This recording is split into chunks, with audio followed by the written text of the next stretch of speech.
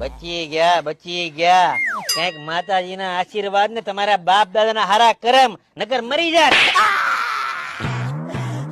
આજે મારા હાથે ઈ લોકોનું મર્ડર થાતું રહી ગયું. મેં છે ને તમને મારી આંખે જોયા માર ખાતા.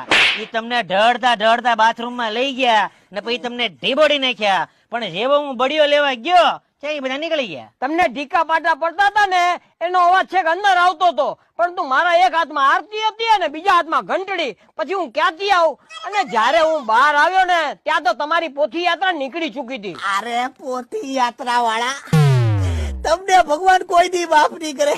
તમે છોકરીઓની વાહે પડવાના ધંધીના બંધ કરી દ્યો. એ તારું કાળું મોઢું લઈને અંદર જાતું બેન, અને મારી હાટું તેલ લઈને આવી જા અંદર તારું મોઢું લઈને. મોટા ભાઈ, મેં મારી આંખે જોયું 5 જણ હતા.